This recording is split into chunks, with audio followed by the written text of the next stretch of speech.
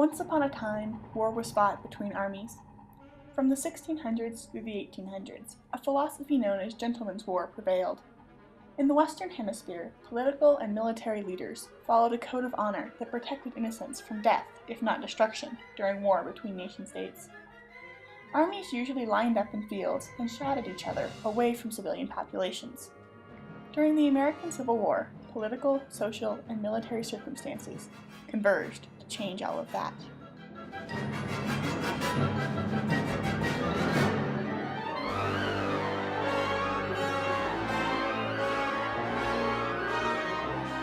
Antoine-Henri de Jomini published a complete military strategy guide, The Art of War, in 1838. It contained comprehensive instructions on army movements and formations within the framework of gentleman's war. It did not mention civilians or civilian centers in any context, because they were not a part of war. This book was widely read and taught, specifically in the United States Military Academy at West Point.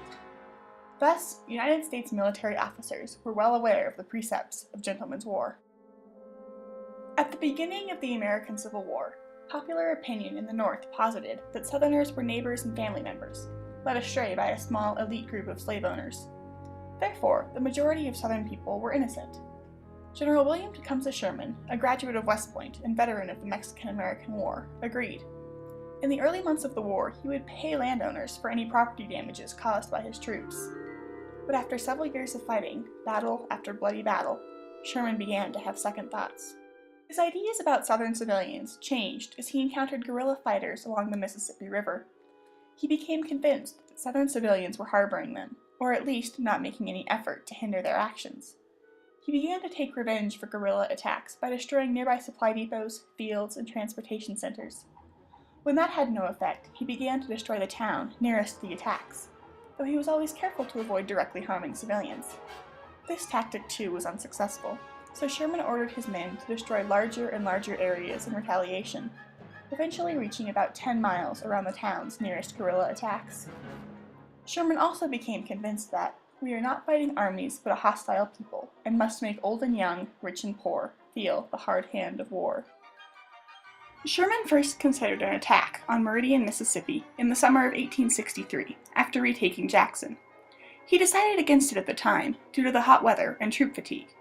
He convinced himself, though, that taking Meridian could make a difference in the war, as well as to the guerrilla fighters he had been struggling with. Meridian, Mississippi was a small town of about 400 people. However, it held warehouses, storehouses, depots, a hospital, and an armory, all vital to the Confederates in the area. Most importantly, it was a railroad junction. Both the Southern Railroad of Mississippi and the Mobile and Ohio Railroads ran through town. This made it a tempting target. January of 1864 was spent laying and finalizing plans for the Meridian expedition. Grant ordered Sherman to destroy railroads and other infrastructure of the Confederacy. Based on his previous experience with the guerrillas, Sherman decided that the best path to victory was to harm the morale of both the Southern Army and the Southern people. He was determined, literally, not to let anything stand in his way. The force set out from Vicksburg on February 3, 1864. When the Confederates realized Sherman's troops were headed to Jackson, they moved all of their supplies to Meridian. Jackson fell at sunset on the 4th, and the next days were devoted to its destruction. One soldier wrote, "It seemed as though everything that had previously escaped the torch managed to take fire." Sherman was delighted with the progress of the campaign. After the Union troops left, Southerners immediately began rebuilding Jackson. In fact, little lasting damage occurred during the campaign. Still, Sherman's men continued east, destroying railroad and pillaging foodstuffs from nearby villages. When the Union troops reached Hillsborough, several residents greeted them with gunfire. The soldiers responded by setting nearly every house in town ablaze. The Confederates were becoming frantic as Sherman's men destroyed Mississippi. Convinced that their final destination was Mobile, the commander of the Confederates in the area sent all available troops to protect the valuable port city. Soon, though, it became clear that Meridian was the target.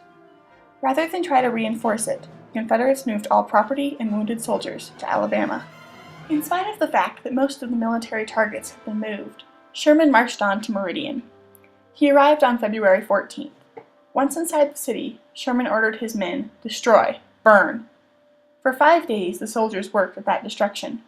Finally, Sherman announced to Grant that, Meridian no longer exists. On February 20th, Sherman began his return to Vicksburg.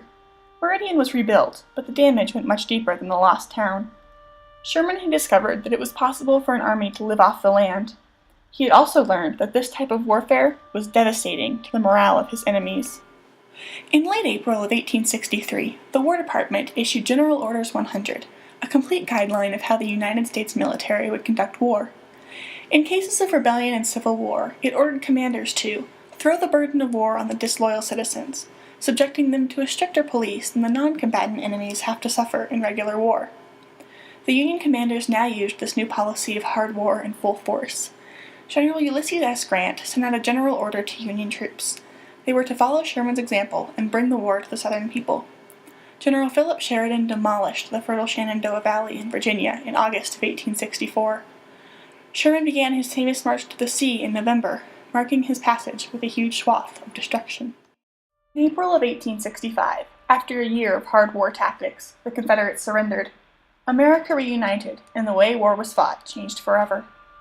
The Meridian Campaign marked a turning point in history.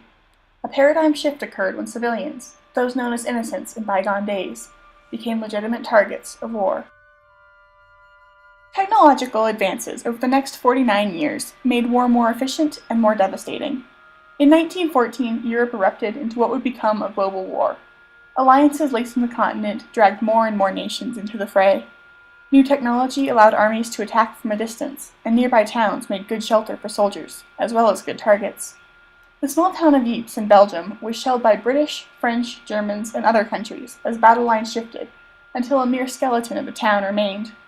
Many other towns suffered the same fate.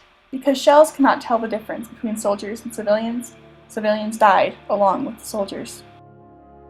During World War I, it became clear that air power was an important part of modern warfare. Planes could drop bombs on important military targets much quicker than any army could destroy them. This led to a new tactic of warfare, strategic bombing. Of course, planes are not always accurate and often hit nearby buildings, even homes and schools, rather than the bridge or munitions plant they aimed at. These became regrettable but acceptable losses in the course of war. Civilian casualties in the Great War totaled well over 8.5 million, more than any war previously. When the world again erupted in war in 1939, civilians were considered a vital part of the war machine.